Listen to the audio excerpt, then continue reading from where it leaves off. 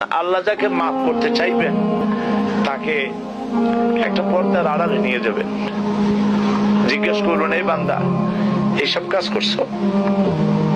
এখন আল্লাহ জিজ্ঞেস করতেছেন, সে তো ভয়তে অস্থির হয়ে যাবে, কেন্দ্রে পাগল হয়ে যাবে, আল্লাহ করিবেনছি আমার মাফ করে দাও।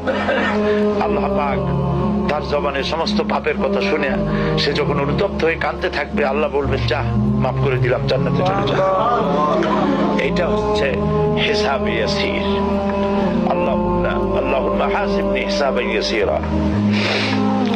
কাবা শরীফ মানুষ যখন তাওয়াফ করে, এই তাওয়াফের ষষ্ঠ তাওয়াফে একটা দোয়া আছে। এই দোয়া আমি যখনই পড়ি আমি চোখের পানি রাখতে পারি না। ষষ্ঠ চক্কর একটি দোয়া আছে, দোয়াটা হচ্ছে,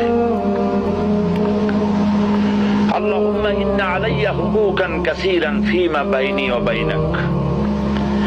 আয় আমার রব, তোমার সাথে আর আমার সাথে অনেক দেনা পাওনা আছে, আর তোমার বান্দাদের সাথেও আমার অনেক দেনা পাওনা আছে। তা আমি তোমার বান্দাদের কাছে যে বিষয় ঋণী আছি, সেই ঋণ পরিশোধের জন্য তুমি আমাকে যোগ্যতা দাও, পরিশোধের তৌফিক দাও। আর আমার কাছে তোমার দেনা আছে, তা আমার কাছে তোমার যে দেনা আছে সব দেনা তুমি শোধ করে দিয়েছো। আমার চোখ দিয়েছো, মুখ দিয়েছো, কান দিয়েছো, স্বাস্থ্য দিয়েছো, বউ দিয়েছো, বাচ্চা দিয়েছো, টাকা দিয়েছো। আমার কাছে সৃষ্টি করে তোমার যা দেনা ছিল তুমি সব তো শোধ করে দিয়েছো, কিন্তু তোমার দেনা তো আমি কিছুই শোধ করতে পারিনি। তোমার দেনা আমার শোধ করার একটা পথ আছে মাবুদ, সেই পথটা হলো তুমি আমার মাফ করে দাও।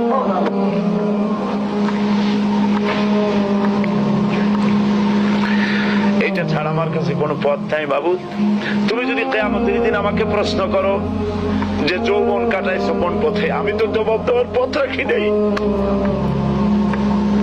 আমি তো আমার যৌবনকে নষ্ট করে ফেলেছি। তুমি যদি প্রশ্ন করো টাকা পয়সা কামাই করেছো কোন পথে, আমি তার জবাব দেওয়ার পথ রাখি নাই।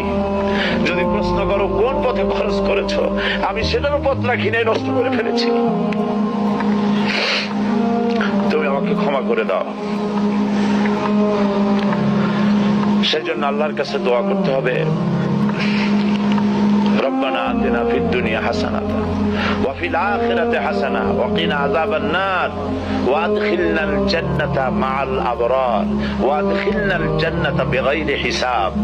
আল্লাহ, তোমার নেককার বান্দাদের সাথে আমাকে জান্নাত দিও, আর তুমি দয়া করে কিয়ামতে আমার কোনো হিসাব নিও না।